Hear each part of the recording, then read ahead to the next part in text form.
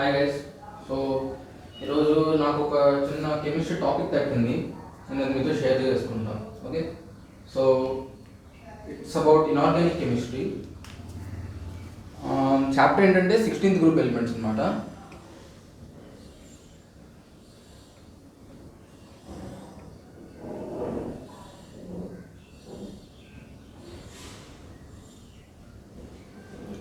Sixteenth group ఎలిమెంట్స్లో elements ఏమేమి ఉంటాయి?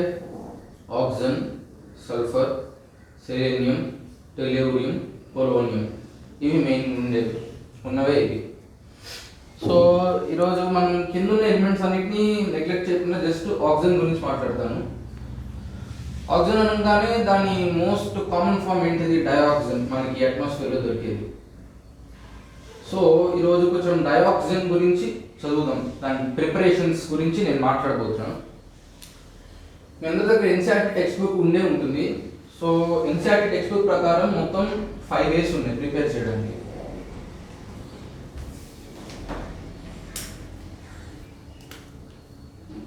ఫస్ట్ది ఈ క్లోరైడ్ సాల్ట్స్, పర్మాంగనేట్ సాల్ట్స్, లేకపోతే నైట్రేట్స్, వీటిని హీట్ చేసిన ఆక్సిజన్ వస్తుంది.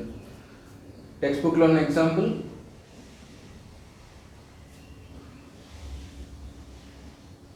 కోర్స్ క్యాటలిస్ట్ కూడా వేయాలి.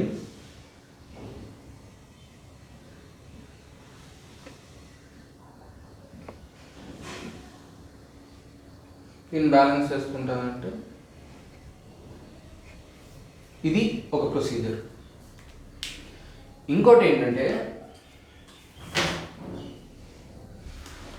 మనకి హైడ్రోజన్ పెరాక్సైడ్ ఉంటుంది కదా. సో హైడ్రోజన్ పెరాక్సైడ్ని ఒక క్యాటలిస్ట్ మీద రన్ చేసి దాన్ని డీకంపోజ్ చేస్తే అప్పుడు కూడా ఫామ్ అవుతుంది మనకి. దానికి రియాక్షన్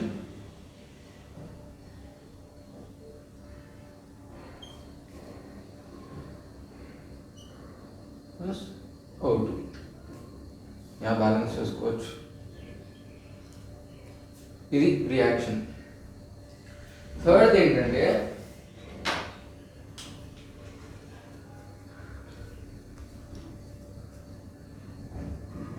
దీని నుంచి వచ్చిన ఇక్కడ ఉన్న వాటర్ని ఎలక్ట్రోలైజ్ చేయడం. వాటర్ని ఎలక్ట్రోలైజ్ చేయడం అనేది నాకు తెలిసి మీ అందరికీ తెలిసి ఉంటుంది. It's the most common, it's the basic. First నేర్చుకున్న ఎలక్ట్రోకెమికల్ ఈక్వేషనే అది. H2Oని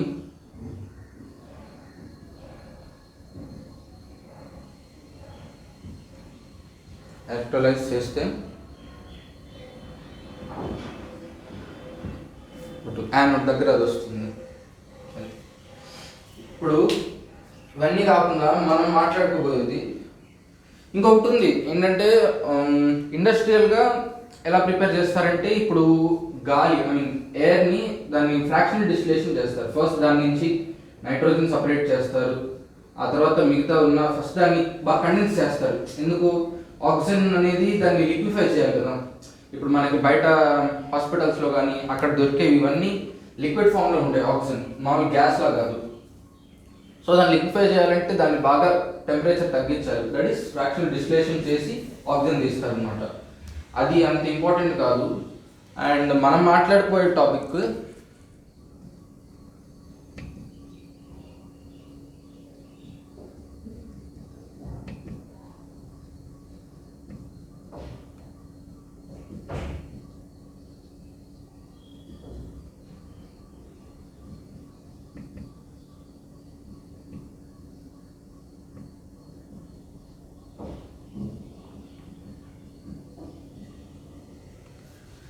thermal decomposition of oxides of heavy metals.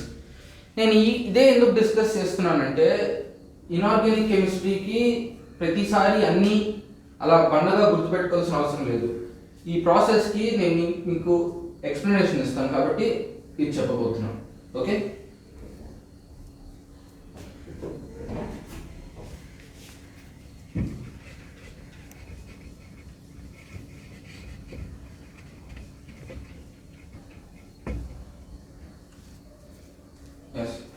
So thermal decomposition of heavy metals. మనకి బేసికల్గా ఇచ్చిన heavy metals AG, silver, Hg mercury and lead Pb. So వీటి decomposition reactions గురించి మాట్లాడుకుంటాం అన్నమాట. First age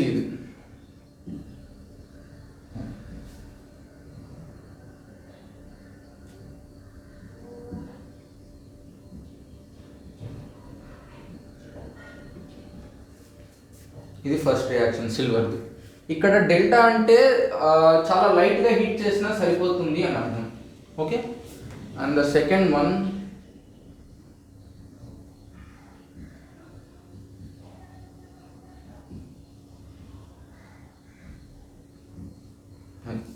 లెడ్కి 2 రియాక్షన్లు ఉన్నాయి.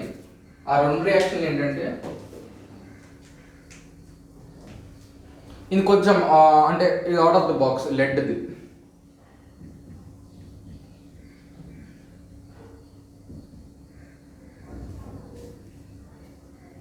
వీటిని కూడా మైల్డ్గా హీట్ చేసేది, దీన్ని కూడా మైల్డ్గా హీట్ చేయాలి.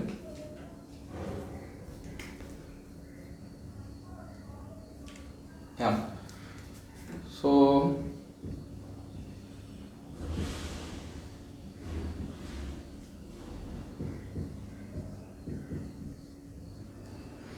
బ్యాలెన్స్ చేయాలంటే ఇక్కడ 2 6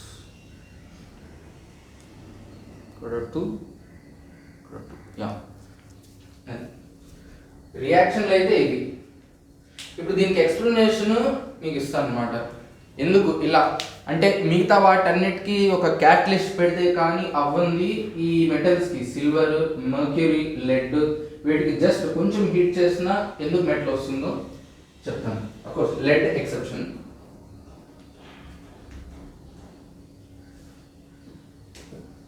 ఇప్పుడు మనం ఫస్ట్ రియాక్షన్ గురించి మాట్లాడుకుందాం, ఈ 2 రియాక్షన్ గురించి మాట్లాడుకుందాం. ఓకే, లెడ్ని కాసేపు పక్కన పెడదాం, will talk about it later. Okay,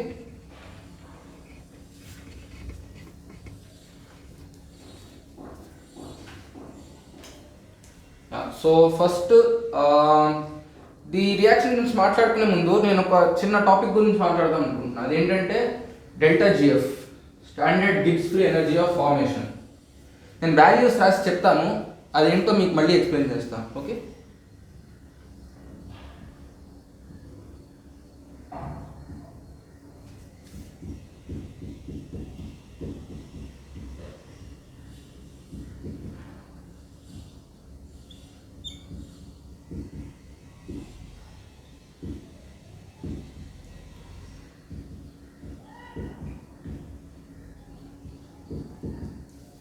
yes.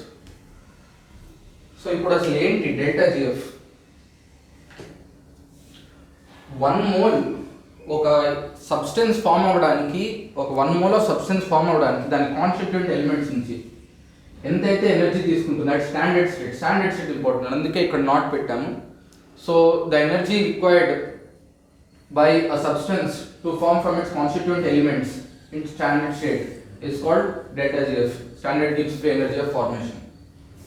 ఇప్పుడు ఇక్కడ నెగటివ్ 11.21కి అర్థం ఏంటి?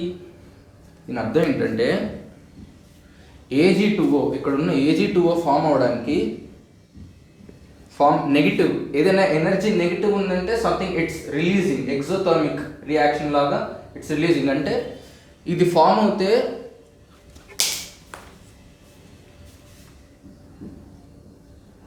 ఇది ఫామ్ అయితే 11,210 కిలోజౌల్స్ జౌల్స్ పర్ మోల్. ఒక మోల్ ఫామ్ అవుతే 11,210 జౌల్స్ రిలీజ్ అవుతుంది. అలాగే ఇది ఒక మోల్ ఫామ్ అవుతే ఏంటిది HgO, 1 మోల్ ఫామ్ అయితే 58,490 జౌల్స్ రిలీజ్ అవుతుంది. ఓకే, ఇప్పుడు ఈ సోదంతా మాకెందుకు చెప్తున్నాం అని అనుకోవచ్చు. ఈ రియాక్షన్ని కొంచెం థర్మోడైనమిక్స్ చేద్దాం ఇప్పుడు. ఓకే, నేను ఇది రబ్ చేస్తున్న వాల్యూస్ అక్కడ రాశాను కాబట్టి ఐ యామ్ రబ్బింగ్ దిస్. ఈ రియాక్షన్ మీకు గుర్తునే ఉంటుంది.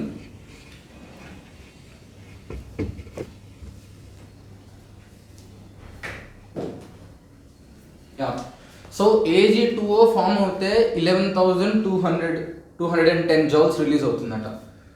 అంటే ఏంటి, ఫైనల్గా ఇక్కడికి రావాల్సిన ప్రాజెక్ట్ Ag2O. ఇది ఫామ్ అయితే 11,000 వస్తుందట. ఇది ఎలా ఫామ్ అవుతుంది?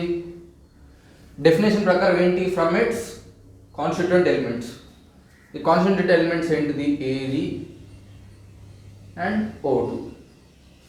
ఓకే, ఇప్పుడు ఈ రియాక్షన్ బ్యాలెన్స్ లేదు కాబట్టి లెట్స్ బ్యాలెన్స్ చేయాల్సిన అవసరం కూడా లేదు, ఎందుకంటే ఇది 1 మోల్కి రావాలి.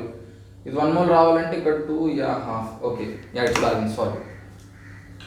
ఇప్పుడు దీనికి ఎనర్జీ ఎంత, 11,210.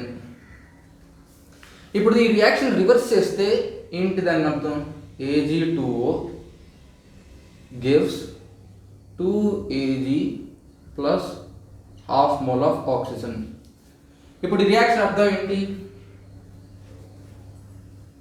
దీని అర్థం ఏంటంటే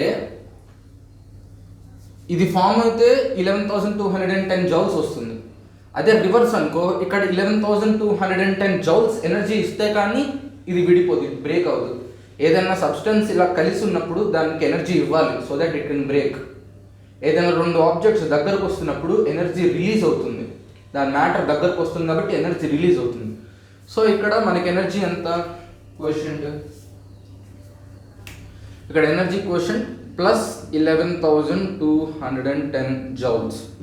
1 మోల్ కాబట్టి మోల్ పర్ మోల్ రాలేదు, ఇక్కడ 11,210 జౌల్స్ ఫామ్ అవుతుంది. అదే నేను ఇప్పుడు ఈ మొత్తాన్ని స్టాయికియోమెట్రిక్ కోఎఫిషియెంట్ని 2తో మల్టిప్లై చేస్తున్నాను అనుకో, ఎందుకంటే ½ మోల్ ఆఫ్ ఆక్సిజన్ ఎగ్జిస్ట్ అవ్వదు కదా, సో 2తో మల్టిప్లై చేస్తున్నా.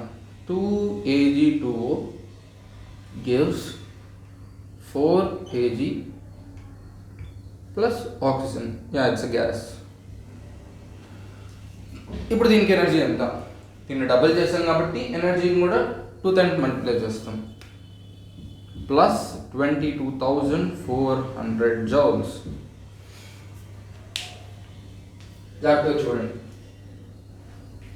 మనం ఫస్ట్ రాసిన ఈక్వేషన్ కూడా ఇదే అనుకుంటా కదా. అంటే ఇప్పుడు నువ్వు 22,400 జౌల్స్ ఆఫ్ ఎనర్జీ ఇస్తే కానీ నీకు ఆ రియాక్షన్ జరగదన్నమాట. ఓకే ఓకే, బాగుంది. అదే చేత్తో ఇక్కడ నేను సిల్వర్ కూడా రాసేస్తున్నాను, సేమ్ ఇదే ప్రాసెస్తో సిల్వర్ కూడా చేసామంటే 2HgO gives 2Hg plus O2. దీనికి ఎనర్జీ ఎంత ఉంటుంది, 58,490ని 2తో మల్టిప్లై చేయాలి, that is 0.9611. So it's 116,980 joules release అవుతుంది అన్నమాట. జౌల్స్ ఇవ్వాలి ఈ రియాక్షన్ జరగాలంటే.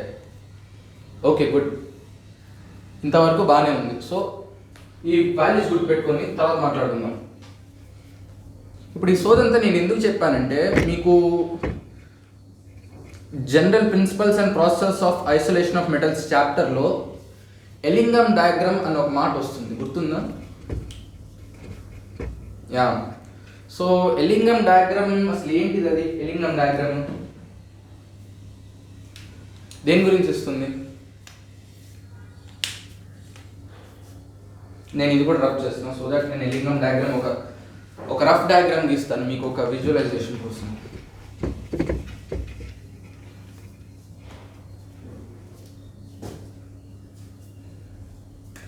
ఓకే, సో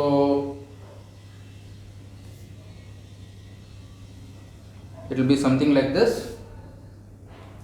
వై యాక్సిస్ మీద ఏముంటుంది, ఎనర్జీ. ఎక్స్ యాక్సిస్ మీద టెంపరేచర్. ఎనర్జీ అంటున్నావు, ఏ ఎనర్జీ, దేని గురించి మాట్లాడుతున్నావు అంటే ఇక్కడ రిడక్షను లేకపోతే ఆక్సిడేషను జరిగినప్పుడు, అంటే ఆక్సిజన్తో కంబైన్ అయినప్పుడు వచ్చే ఎనర్జీ అనమాట. బేసికలీ ఇట్స్ ద స్టాండర్డ్ గివ్స్ free energy of formation of their oxides, metal oxides.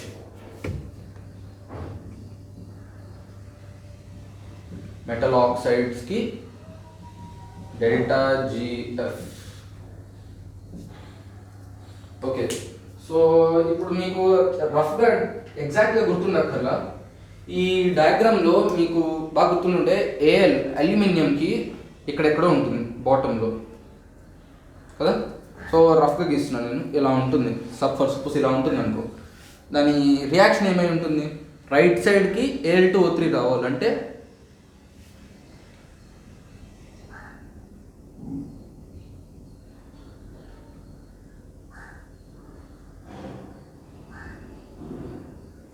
ఇది అయి ఉంటుంది రియాక్షన్ కదా.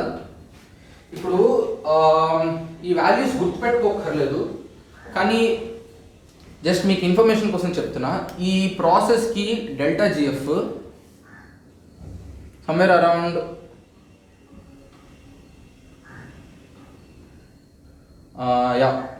ఒక 1,50,000 దాకా ఉంటుంది. హౌ టు షో ఇట్,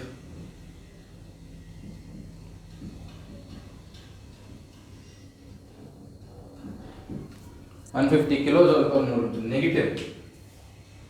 చాలా ఎక్కువే కదా, అది చూడడానికి అలా అనిపిస్తుంది కానీ ఐఎమ్ సారీ,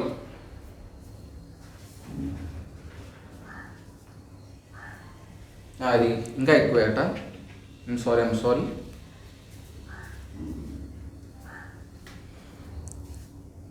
ఇది ఫామ్ అవడానికి దీనికి ఎనర్జీ -1528.3 kJ/mol.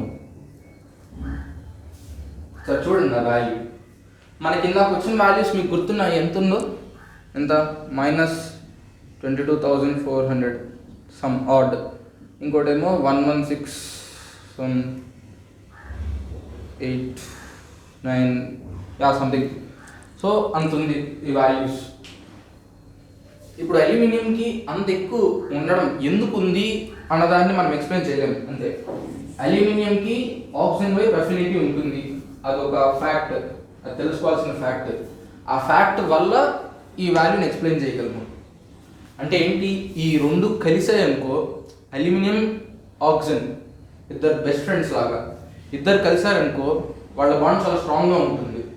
అంటే -1528.3 kJ రిలీజ్ అవుతుంది. So almost it's something like some ల్యాక్స్లో 15 lakhsలో ఉంటుంది ఆ వాల్యూ. అంత ఎనర్జీ రిలీజ్ అవుతుంది. బహుశా అందుకే అనుకుంటా దాన్ని థర్మైట్ రియాక్షన్ అని రైల్వే ట్రాక్స్ దగ్గర ట్రాక్స్ని జాయిన్ చేయడానికి అక్కడ వాడతారు అన్నమాట. ఈ హీట్ని వాడతారు.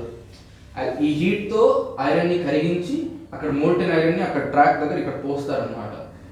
అది ఇప్పుడు సరే, దీన్ని 1582 ఉంది, ఇక్కడ ఉంది. మనది ఎంత ఉంది, మనం ఇందాక వేసింది somewhere around some 22,400. Okay, yeah, let's take the standard Gibbs energy. Standard Gibbs energy ఎంత ఉంది మనది, 11,210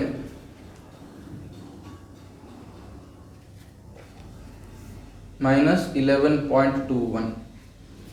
ఇది ఎంత ఉంది, ఇది ఎంత ఉంది, దీనికి రెండింటికి అసలు పోలిక ఉందా ఏమన్నా, లేదు. అంటే ఏంటి, ఈ రెండు గ్రాఫ్లో ఎక్కడో ఇక్కడ ఉంటాయి. సపోజ్ లెట్స్ సే ఇది ఒక ఎంత 1580, అంటే సపోజ్ ఇట్ 1600 అనుకుంటే ఇక్కడ ఎక్కడో ఉంటుంది దాని గ్రాఫ్, ఇక్కడ నుంచి స్టార్ట్ అవుతుంది, ఎలా అని ఇలా వెళ్తుంది. ఇది 0, మనం నెగిటివ్లో వస్తున్నాం, -1600 -1500 అండ్ సో ఆన్ ఇలా తీసుకెళ్తుంది. ఇట్స్ మైనస్ ఎంత 11.21. సో దీన్ని చూసుకుంటే దీన్ని బట్టి మీకు ఏమర్థమవుతుంది, ఏమర్థమవుతుందంటే వాల్యూ ఎంత ఎక్కువ నెగిటివ్ ఉంటే ఆక్సిజన్కి అంత ఎఫినిటీ ఉన్నట్టు. కాబట్టి అల్యూమినియంకి ఆక్సిజన్కి ఎఫినిటీ బాగా ఉంది. అదే మనం తీసుకున్న ఏంటిది,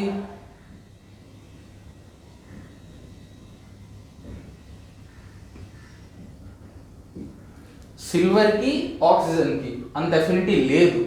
కాబట్టే ఇప్పుడు ఆ రెండు ఎలా అంటే కొద్దిగా గొడవ పడిన ఫ్రెండ్స్ లాగా. ఒక గొడవ పడిన ఫ్రెండ్స్ అసలు కలవలేరు ఒక పట్టాన, వాళ్ళని కలపడం కష్టం, కలవరు వాళ్ళ మధ్య ఈజీగా బాండ్ బ్రేక్ అయిపోతుంది. అలా దీని మధ్యలో చాలా ఈజీగా ఉంటుంది. ఇప్పుడు AG2 ఎలా ఉంటుంది, సంథింగ్ లైక్ ఇలా ఉంటుంది. ఈ బాండ్ అనేది చాలా ఫ్రెజైల్గా ఉంటుంది, దాన్ని ఈజీగా తెంపేయచ్చు. అదే Al2O3 అనుకోండి అలా కాదు, బాండ్ చాలా స్ట్రాంగ్గా ఉంటుంది కాబట్టి దానికి -1582 ఉంది దానికి. అలాగే మర్క్యూరీ కూడా సేమ్, మర్క్యూరీ మహా అయితే మర్క్యూరీ కొంచెం కిందకు ఉంటుంది, మహా అయితే ఇక్కడ ఉంటుంది, ఎందుకంటే we are talking the scale of hundreds కదా, మహా అయితే కొంచెం కింద ఉంటుంది. అది కూడా ఇక్కడ నుంచి ఇలా ఇక్కడ కలవచ్చు కలవకపోవచ్చు, we don't care about that. మనకి ఇక్కడ కావాల్సింది ఏంటంటే, ఇక్కడ నోటీస్ చేయాల్సిన పాయింట్, సిల్వర్ మర్క్యూరీ ఈ రెండింటికి ఆక్సిజన్తో పడట్లేదు, అఫినిటీ లేదు. అఫినిటీ లేదు కాబట్టే ఇది సరిగ్గా దీని ఒకవేళ బాండ్ ఫామ్ అయినా కూడా తెగిపోతుంది, అది దాని బాండ్ వీక్ అంటే with respect to what, Al2O3 లాంటి స్ట్రాంగ్ ఆక్సైడ్స్తో పోలిస్తే. అది ఇక్కడ నోటీస్ చేస్తుంది. I hope you have got a glimpse. So ఇప్పుడు మనం సిల్వర్ డిస్కస్ చేసాం అండ్ మర్క్యూరీ కూడా డిస్కస్ చేసాం. ఇప్పుడు మనం ఫస్ట్ రాసిన మూడు మెటల్స్ 2 అయిపోయాయి, ఇంకోటి డిస్కస్ చేద్దాం ఇప్పుడు.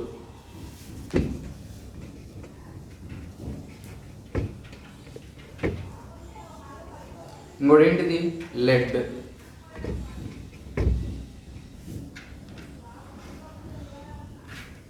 లెడ్ నేను ఎందుకు సపరేట్గా చెప్తున్నానో మీకు ఒక నిమిషంలో అర్థమవుతుంది.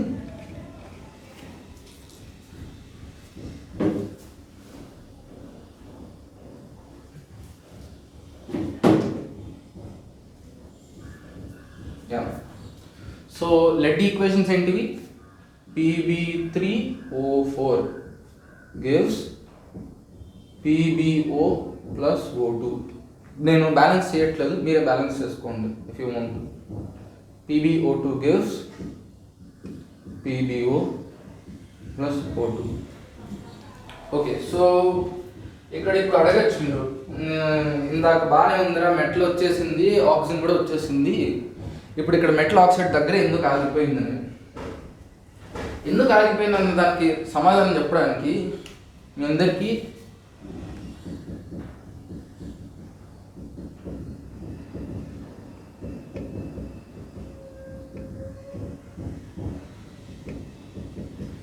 Inert pair effect. ఇక్కడ వినట్ ఉంది కదా, ఇక్కడ వినట్ కాదు, పీరియాడిక్ టేబుల్ చాప్టర్లో కూడా ఉంటుంది ఇనట్. సో ఏంటి అసలు inert pair effect? Inert pair effect ఏంటంటే, పెద్ద పెద్ద ఆటమ్స్లో, అంటే లైక్ ఇప్పుడు లెడ్ ఎక్కడ ఉంది, లెడ్ అంటే ఇక్కడ చాలా కింద ఉంటుంది, like carbon, silicon, sorry lead ఎక్కడో కింద ఉంటుంది. సో కింద ఉన్న లెడ్ ఇక్కడ ఆల్మోస్ట్ పీరియడ్ టేబుల్లో 7th పీరియడ్లో ఉంటుంది, 6th పీరియడ్లో ఉంటుంది. సో దాని అటామిక్ రేడియస్ చాలా పెద్దగా ఉంటుంది కదా. అటామిక్ రేడియస్ పెద్దగా ఉండేసరికి ఒక డయాగ్రామ్ తీస్తాం.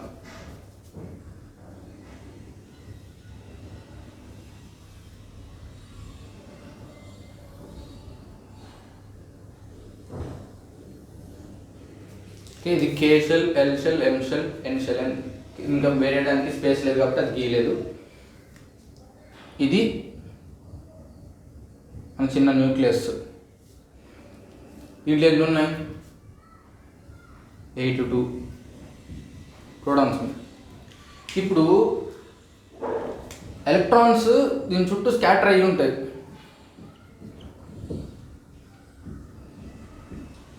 స్కాటర్ అంటే కానీ ఇప్పుడు ఏంటి మనకి PbO అంటే లెడ్ ఏంటి అసలు, దాని న్యూక్లియస్ చాలా చిన్నది, ఇవన్నీ చాలా పెద్దగా ఉంటాయి కదా, దూరంగా ఉంటాయి కదా, లాస్ట్ షెల్ దూరంగా ఉండేసరికి ఈ ప్రోటాన్స్ ఎఫెక్ట్ ఈ లాస్ట్ ఈ షెల్ మీద పడదు. ఎలాగైతే ఇప్పుడు ఒక క్లాస్లో ఉన్నప్పుడు టీచర్ మహా అయితే ఫస్ట్ బెంచ్ మహా అయితే థర్డ్ బెంచ్ దాకా కోఆర్డినేట్ చేయగలదు, లాస్ట్ బెంచ్ని ఎక్కువ పట్టించుకోలేదు కదా, ఎందుకు దూరంగా ఉంది కాబట్టి. అలాగే ప్రోటాన్స్ కూడా ఈ లాస్ట్ షెల్ మీద ఉన్న ఎలక్ట్రాన్స్ మీద అంత ఇది ఉండదు. There is this call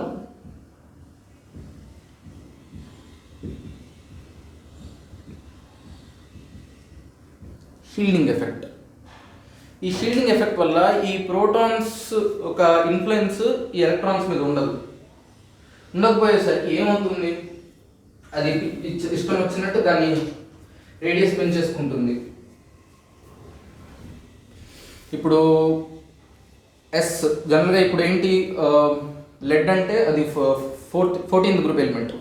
so దాన్ని ఏంటి 6th పీరియడ్ అని చెప్పాను కదా. సో దానికి ఎలా ఉంటుంది 6s2 6p2. ఓకే, ఇప్పుడు ఈ 6s2 అనేది న్యూక్లియస్కి దగ్గరగా ఉంటుంది విత్ రెస్పెక్ట్ టు 6p2. అంతేగా, ఎస్ ఎప్పుడు న్యూక్లియస్కి దగ్గరగా ఉంటుంది పీతో పోలిస్తే కదా. సో ఇప్పుడు ఏంటి, దీంతో పోలిస్తే దగ్గరగా ఉంది. అంటే ఫర్ ఎగ్జాంపుల్ ఇప్పుడు ఇక్కడ ఇంకొక ఆర్బిట్ ఉందనుకోండి. ఇప్పుడు ఇక్కడున్న ఎలక్ట్రాన్కి కాంపిటీషన్ పెడితే దీనికే ఎక్కువ షేడింగ్ ఎఫెక్ట్ ఉంటుంది. అంటే దీని మీద ఇన్ఫ్లుయెన్స్ తక్కువ ఉంటుంది.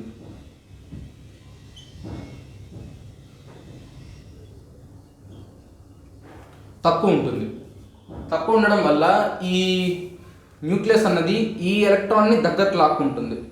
దీంతో పోలిస్తే దగ్గరకు లాక్కుంటుంది. అఫ్కోర్స్ ఆ అట్రాక్షన్స్ ఉంటాయి, ఎందుకు నెగిటివ్లీ ఆపోజిట్లీ ఛార్జ్ కాబట్టి దీన్ని దగ్గర లాక్కుంటుంది. కాకపోతే ఇప్పుడు కొంచెం దూరంగా ఉంది, అందుకే దీన్ని అంత ఎక్కువ దగ్గరకు లాక్కోలేదు.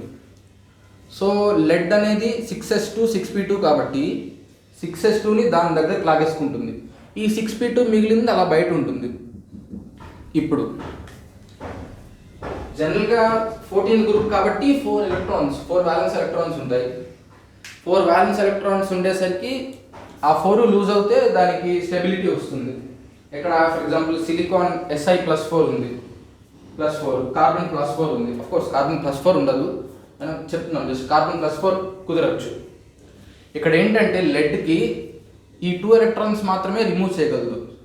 Only 2 electrons are possible in bonding. I write it down.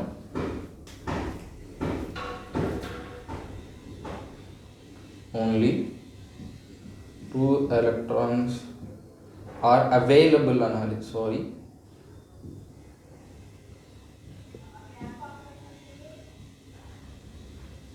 Only 2 electrons are available for bonding. మిగతా 2 ఏమయ్యాయి అంటే న్యూక్లియస్కి దగ్గరగా ఉంది, న్యూక్లియస్ పట్టుకుని ఉంచుకుంది, నేను ఇవ్వను అంది. సో ఇంకా మిగిలిన 6p2 ఒకటే అవైలబుల్గా ఉంది కాబట్టి ఈ రెండే బాండింగ్ ఫామ్ అవుతున్నాయి. ఓకే, ఇప్పుడు ఈ సోదంతా నాకెందుకు చెప్తున్నావు అంటే ఈ 2 ఎలక్ట్రాన్ని అది ఈజీగా వదులుకోలేదు. ఎందుకు, దాని దగ్గరగా ఉంది, స్టెబిలిటీ పోతుంది, అట్రాక్షన్ ఫోర్సెస్ని బ్రేక్ చేయాలి, ఇంకా ఎక్కువ ఎనర్జీ ఇవ్వాలి. కాబట్టి ఈ 6s2ని లెడ్ ఉంచేసుకుని ఎప్పుడు Pb+2 మాత్రమే ఫామ్ చేస్తుంది. లెడ్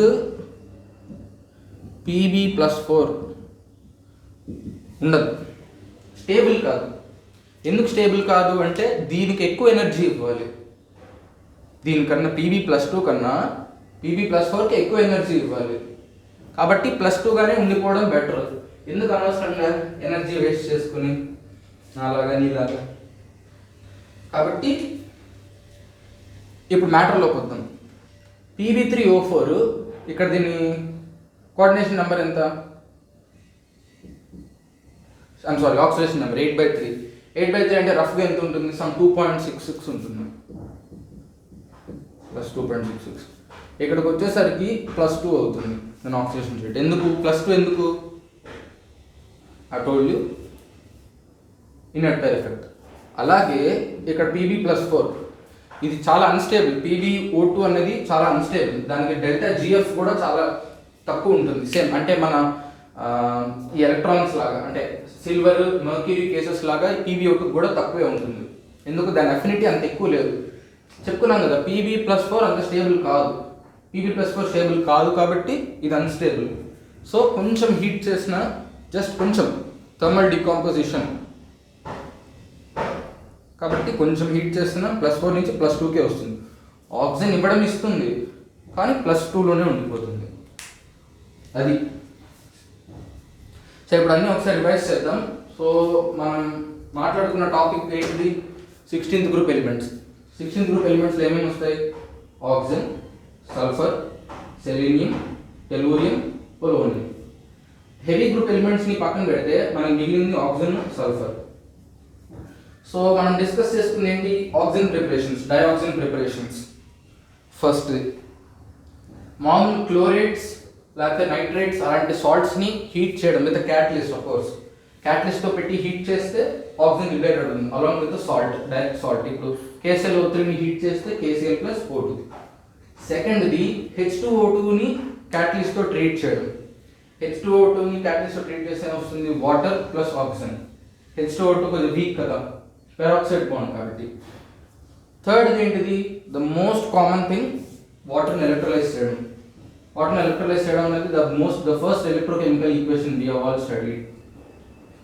ఫోర్త్ది మనకి అందరికీ తెలిసింది ఇండస్ట్రియల్ మెథడ్. ఇండస్ట్రియల్ మెథడ్ ఏంటి, ఎయిర్ని లిక్విఫై చేసి దాంట్లో ఫ్రాక్షనల్ డిస్టిలైజేషన్ చేసి దాంట్లో మనం తెచ్చుకుంటాం ఆక్సిజన్, లిక్విడ్ ఆక్సిజన్. దాన్ని ఎక్కడైతే హాస్పిటల్స్లో కానీ ఇక్కడ వేరే చోట ఎక్కడ లిక్విడ్ ఆక్సిజన్ దొరికిన రాకెట్ ఫ్యూయల్స్లో కానీ అదంతా లిక్విడ్ ఆక్సిజన్.